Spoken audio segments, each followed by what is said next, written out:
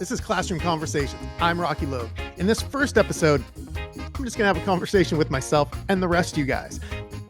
This series, this podcast, if you will, or vlog, if you want to call it that, is about lesson design, about incorporating technology in this distance learning time, but stuff that was used maybe before and enhanced during distance learning and will still be really helpful when we get done with distance learning. I'm going to interview all sorts of different people. We're going to talk about different types of lessons, everything from math lessons to history lessons to science lessons. Today, I'm going to start you off with a social studies lessons, one of the ones that myself and my partner teacher and my student teacher revamped for this year. So let's dive right in.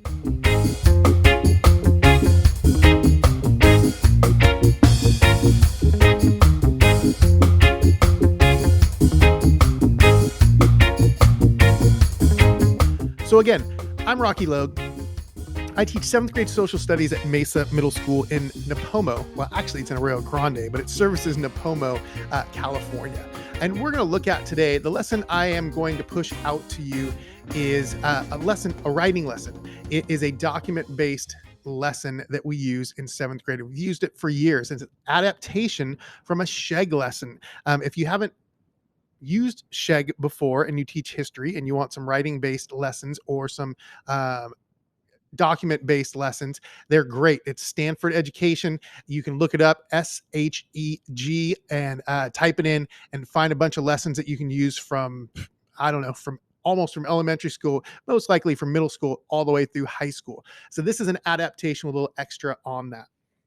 So this lesson is a lesson that we usually do towards the beginning of the year. We want our kids to write a lot in our 7th grade social studies class. And this is one of the first I guess you'd call it our first formative assessment that we're really looking at them writing and how well they can do. Before we get into the writing though, we give them a little bit of a background. And again, we've done this lesson before. This is a lesson that didn't need any technology. We always added some, but now we've added a little bit more and some more bells and whistles to this to help it out in this time of distance learning. And it's going to be really good when we go back in person as well.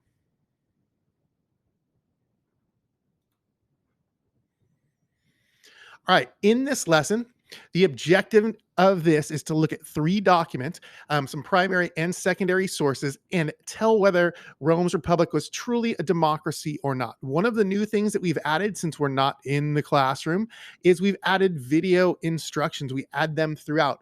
Myself, my partner teacher, Cameron Alarcio, as well as my student teacher this year have added instructions throughout this to students. So in case their internet goes down or they have to miss class or something happens, they can go back and do this independently. In class, this is generally a teacher-led. However, there's a little bit of discovery. It's a group lesson that goes on with the kids at their tables. But this lesson could be a standalone. Somebody could do it. The kids could do it without the teacher there. The kids could do it with us there, or can do it in a combination of both, where we go over some of the slides with them and then they do them on their own. It can also be used with station rotation. It would be great in a station rotation, and it would also be great to use with a sub. If you're not there, the students could follow along through this lesson on their own. And the stuff we did isn't that hard to do. We used Loom for a lot of the instructions.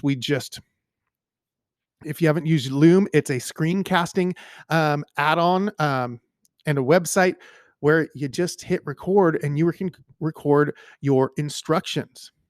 So let's take a deeper look into the lesson. Again, we put instructions throughout this. So that's Mr. Alarcio, and he talks about the first few slides. In this lesson, we give a basic background on Rome, a really basic background on how it started and what went on in Rome. If you notice here, we actually also added audio so the kids can read or listen to the audio, and they can start and stop that, of course, whenever they like. Again, every few slides, we have a teacher coming in to give a little background. That's Mr. LaFarga, our student teacher.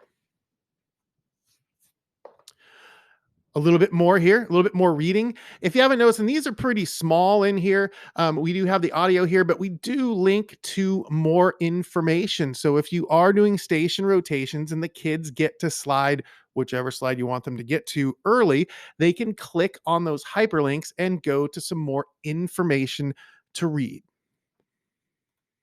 So again, simple little tools here, simple videos, simple hyperlinks on this. It doesn't take very long to adapt for a distance learning lesson, and all that stuff's there for next year when we go back in person. Now we get into the meat of the lesson. We get into the document-based part. Again, this is like part 2, so we put instructions for part 2. We have them set up their notebooks, and in our district, we use thinking maps a lot. In this case, we use a tree map to help the kids take notes on documents A, B, and C. And this is something we could do in class too, right? We're working with highlighting.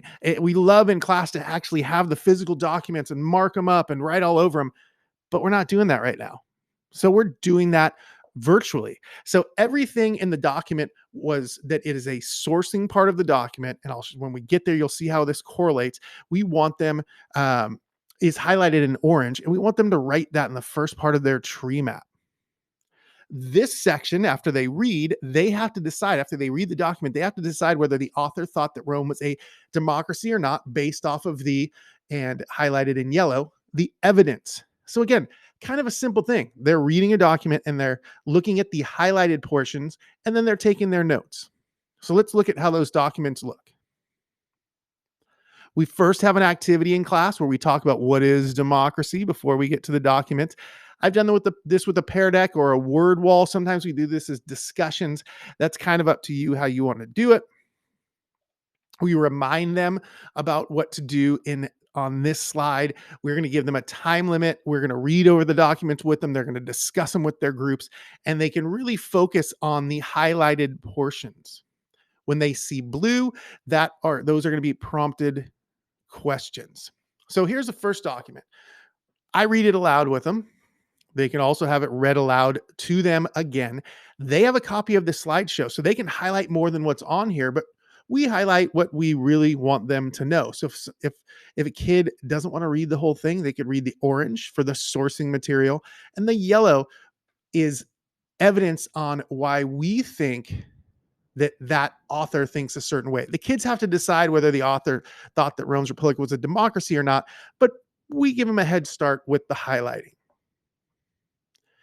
Then it comes to the prompting questions. We can either do this whole class, we could use a pear deck or some other type of thing, or we can just have a discussion, whole class, or in stations, or they can be working in groups. I've done this in every single different way. According to the author, was it a democracy, right? These are prompting questions. These also correlated back. If I go back to the notes, these are what goes into their tree map. And they have 3 documents to read. Again, highlighted orange, yellow, prompting questions. And the last document,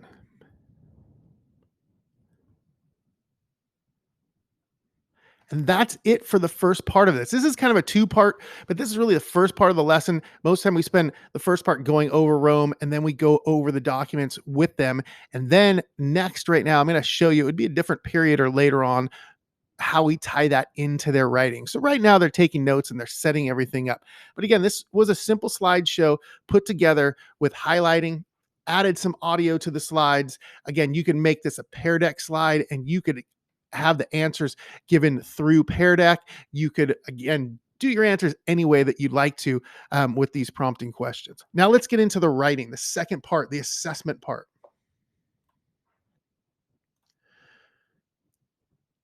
So this we developed, and I borrowed this from my 5th grade student, my own kid who's in 5th grade, borrowed it from his teacher as soon as this loads. And again, this is really the first time that we're having him write and grading it during the year. So we're giving him a lot of scaffolding in this. You saw the scaffolding before. And as this comes up, we're going to show you some more scaffolding that the students are getting. So we give them the instructions here. Again, we give them video instructions as well in case we went too fast or the internet didn't work or they weren't in class or whatever the reason. They have the instructions here. we color code here. We want them to make a claim. We want them to use whatever 3 reasons they want to back up that claim and whatever evidence they want to use. Now, we do give them those reasons and evidence if they need it, but we let the kids use their own if they want to. We hope they're using their own reasons and then that evidence. In this case, we're using a flea map. And again, reminding them we want your introduction and your claim up top. They can do that introduction however they want. They can be as creative as they want, or they can follow our mold. For some of the kids, they're going to need that, at least the kids that we have in class, to follow our examples directly. But if they want to break the mold and do it however they want, that's fine with us as well. We give them some sentence starters here. And then we give them the first example. We are at this point in the year looking for a very good paragraph. However, if a kid wants to write multi-paragraphs, they can easily turn this into a multi-paragraph essay, and some do. Now, if it's a kid that's not comfortable with writing or needs some interventions, on the next slide, we give them sample claims to use. So they can pick one. They can pick any of these and copy and paste them if they really want to. We give them 3 reasons that they can use. They can copy and paste those and use those if they want. And then finally, we give them evidence. The only thing that we do have them, if they're choosing this route, is they got to match the evidence to the reasons. So we're putting a little critical thinking on them. And they also need to pick one of the 3 claims. But other than that, they can copy and paste for now. Again, this is the first assessment. This is like a pre-assessment for our year to see who has already met our goals and who hasn't. So we really try to give them scaffold as much as possible. And then finally, we give them, when they're ready to write, when they're done with their notes, when they've got everything ready to go, we give them more instructions. They head back over to Google Classroom and they write their document, write their paragraph. And that's it. That's this lesson. Again, this is something we use in the classroom. It's something that sometimes we didn't use any of this technology, but we generally did. We generally use the slideshow, and we use things like Pear Deck to have discussions and things like that. Now that we're in distance learning, we've embedded all of these video instructions and audio into the slides, and all of these extra bells and whistles, even though they're not that much. Didn't take long to tweak this assignment from just being a slideshow into having a slideshow with instructions and everything put into it. And now we have it for next year, and we can just tweak it when we get going next year. That's it for this first episode. I hope you watch the other episodes. We have all sorts of great people. We have everybody from 6th grade through high school, and then hopefully in the future we're going to have some younger elementary teachers in there as well. So this series is going to hopefully run throughout the year and beyond. So come back and check my YouTube channel, Rocky Logue, and find the videos, check them out. It'd be great PD for you and get some great ideas. And there's lots of stuff to share. Well, have a great day, evening, whatever it is. I'm out of here.